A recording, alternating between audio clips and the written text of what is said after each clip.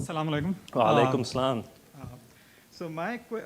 So being a Muslim, as you can already mention, my main problem is with the Christian doctrine of Godhood of Jesus. So there's a couple of questions that are related. First of all, I find this concept logically fallacious. Like there are many aspects to its logical fallacy, as in maybe one of them could be that how can God be finite and then infinite at the same time? Like this is like it's like saying that there could exist a square circle. It's a logical fallacy, right?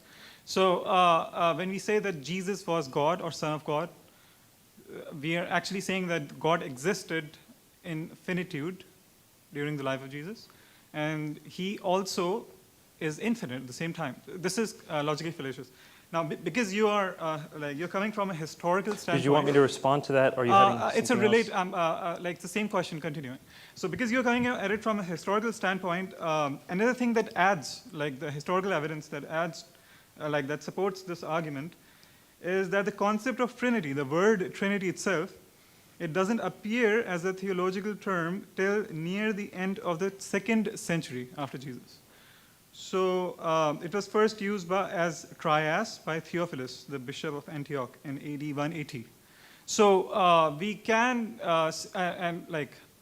adding up to that, when you refer to Mark chapter 14, verse 62, which is what you say is the proof that Jesus claimed to be God, are you really applying the same criteria of objectivity that you were applying previously to the Quran when interpreting this as meaning that Jesus is claiming himself to be God? Because if you look at it completely objectively, looking at the entire text, there is nothing in the entire text that's saying that Jesus is claiming to be God. And in fact, the verse that you yourself quote is actually saying Son of Man. So, I mean, these are great questions. Don't go anywhere. What's your name? Munzir. Munzir, where are you from? I'm from Pakistan. Pakistan. Bahut khushi hui aapse milke. I had the exact same questions when I was when I practiced Islam. What I want to point out is that first and foremost, what we have to see is what Jesus claimed for himself. Now, the secondary stuff that follows, the theological unfolding or unpacking of what he said, we can spend years and years debating what it means. But what did he say about himself? That's the first thing we want to look at. So again, that's a historical perspective. Theologians argue all day long, back and forth, back and forth. You know, theologians argue all the time, and I just sit back and watch and smile because you can't really prove it one way or another. But when it comes to historical events, we can show with relative degrees of certainty, if the evidence is good, if the records are good, what the most likely conclusion is.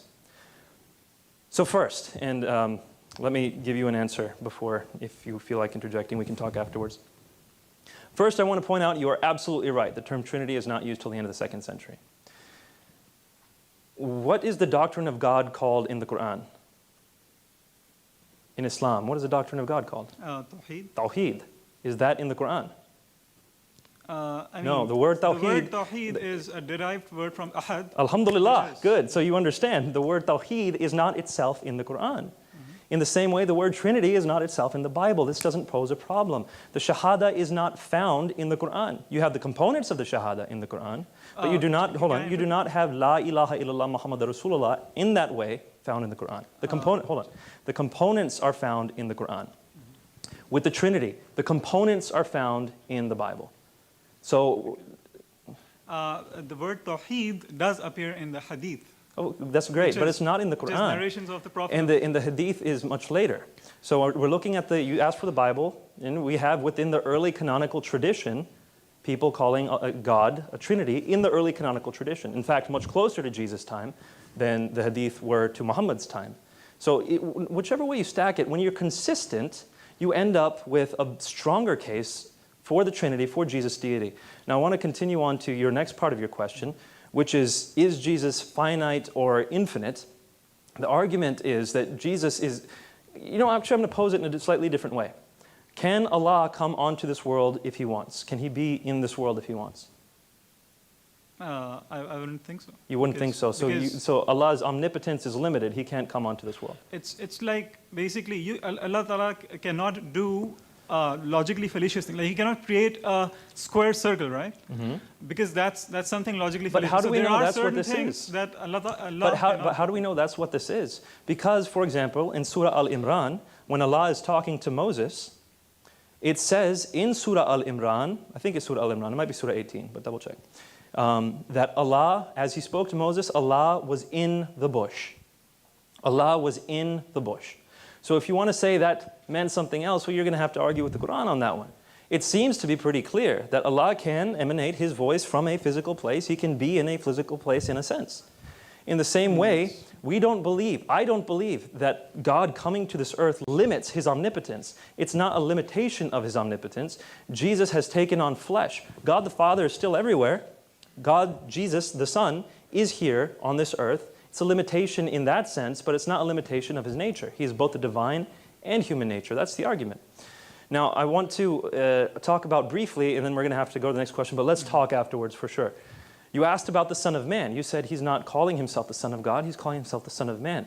I'm emphasizing to you, my friend, when this hit me, again, while I was practicing Islam, when this hit me, it hit me like a bolt of lightning.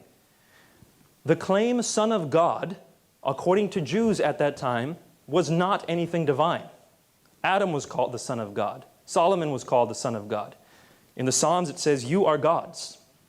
It's not a divine claim to call someone a son of God. But when someone refers to that Son of Man coming on the clouds of heaven, who's going to receive glory, authority, and sovereign power, and people of every nation and language are going to worship Him with the worship due only to God, that Son of Man is more than just a human. He is divine. He's going to be worshipped by all people of all time. So when Jesus calls Himself the Son of Man, it's not the Son of God title. And lots of Christians get this wrong, so I'm not pointing the finger at you. Lots of Christians say, oh, Son of Man means He's human, and Son of God means He's God. No, it's the other way around.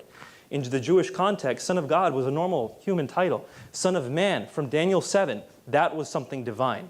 Go back and read Daniel chapter 7.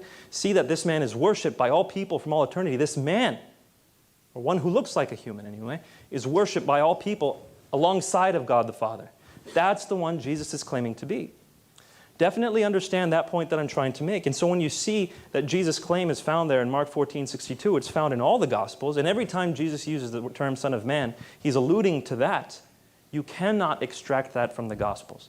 So please put Mark 14:62 next to Daniel chapter 7 and see what Jesus is claiming for Himself. And we'll talk afterwards for the rest. Lord bless you, my friend. We'll take one last question.